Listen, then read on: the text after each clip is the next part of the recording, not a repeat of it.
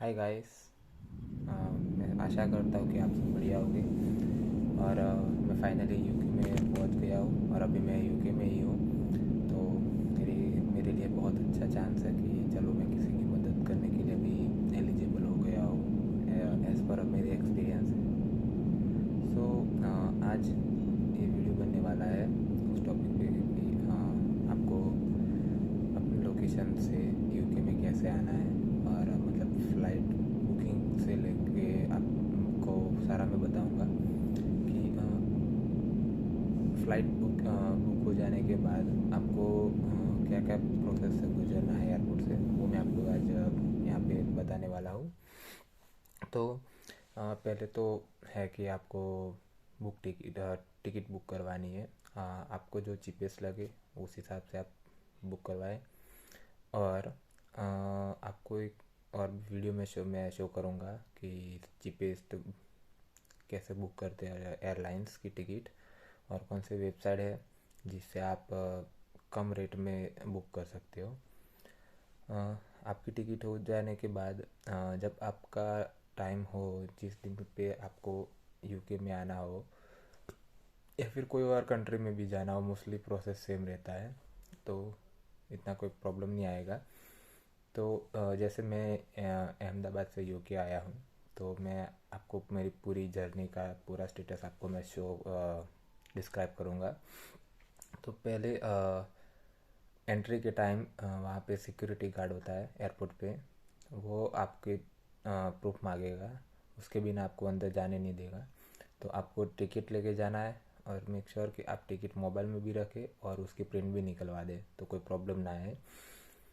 और दूसरा पासपोर्ट, ये दोनों चीज़ आपको आपकी मांगेगा, क्योंकि एक आइडेंटिफिकेशन के लिए वो मांगता है। और आपका सामान जो सभी फ़्लाइट होता है उसका सभी का डिफरेंस होता है वेट का, तो उस हिसाब से आप सामान लेके जाए। उसके बाद वहाँ पे आप अंदर जाने के बाद आपको वहाँ पे बहुत सारे काउंटर दिखेंगे, जैसे एमिरेट्स है, अलग अलग प्रकार की है, जो मतलब दुबई की भी है, और सभी एयर सॉरी जेट एयरवे है। और मुझे तो अभी इतना मालूम नहीं याद नहीं आ रहा है। तो आप वहाँ पे देखोगे कि बहुत सारे काउंटर हो गए अलग अलग एयरलाइंस के।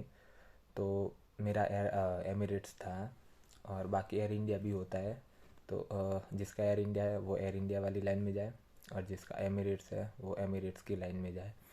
तो मेरा एमिरेट्स था, तो मैं एमिरेट्स की लाइन में गया।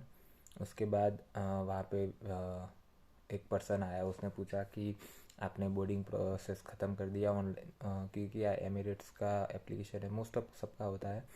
तो एमिरेट्स में ऐसा था कि आपको बोर्डिंग घर बैठे ही आपको पहले ख़त्म करना है, ऑनलाइन प्रोसेस कर देनी है वो।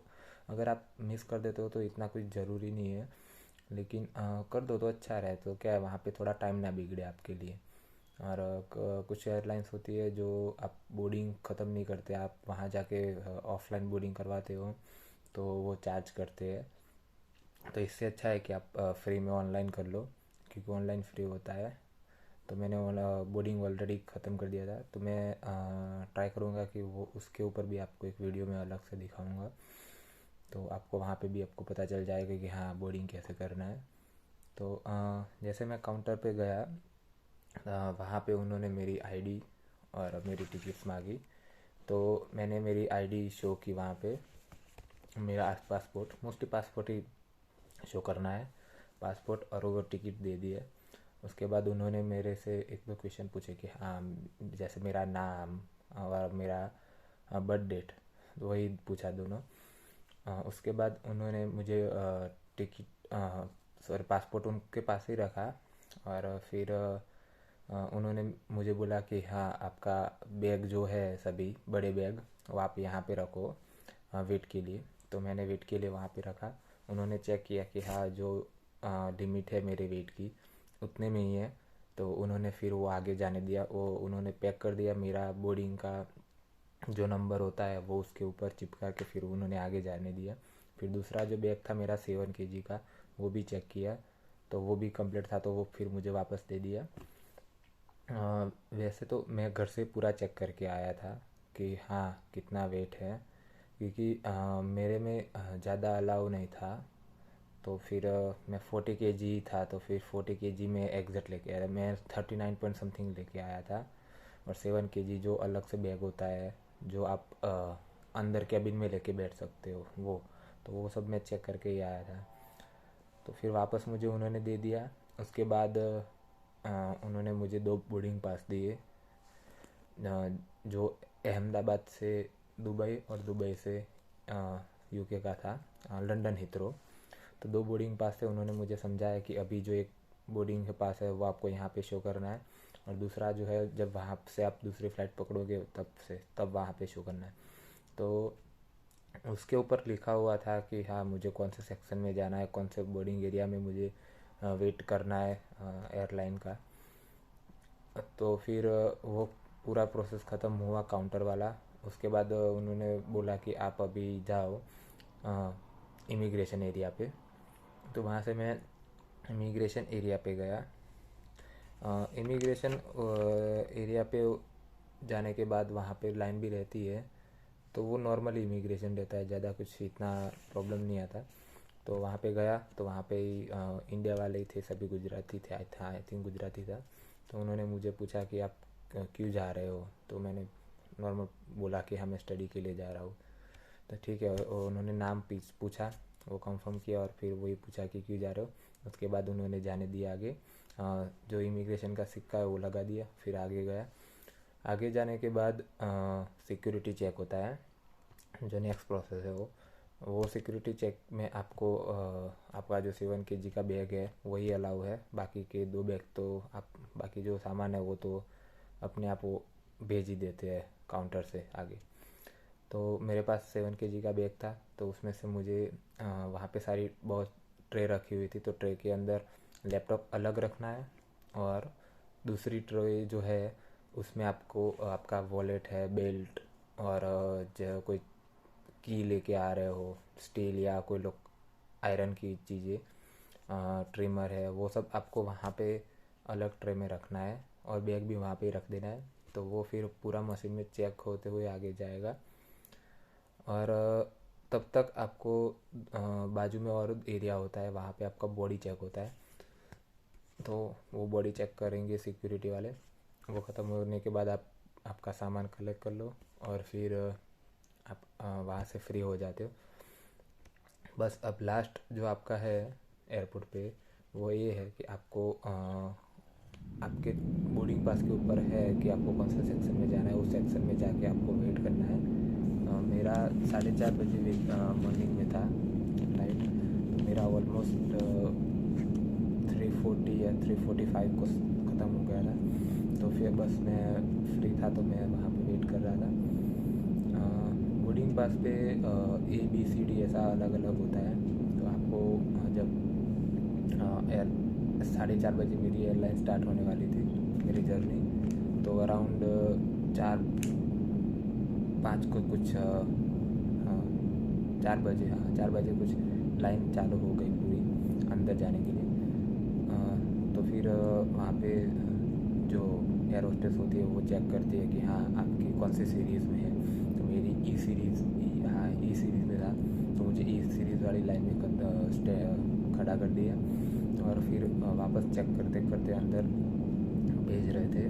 और फिर अंदर जाने के बाद तो कुछ और होता नहीं। अंदर जाके आप टिकट ऊपर जो लिखा हुआ था बोर्डिंग पास के ऊपर नंबर, उस और आपने भी बुक किया, मतलब आपने एजेंट ने बुक किया है सीट एडवांस में, तो वो सीट आप ढूंढ के फिर बैठ जाओ। उसके बाद बस अंदर बैठो, एंजॉय करो, बाहर का व्यू देखो। अगर आपको विंडो सीट मिली है तो बहुत अच्छा है। मैंने तो विंडो सीट ली थी क्योंकि मुझे बहुत अच्छा लगता है विंडो सीट में।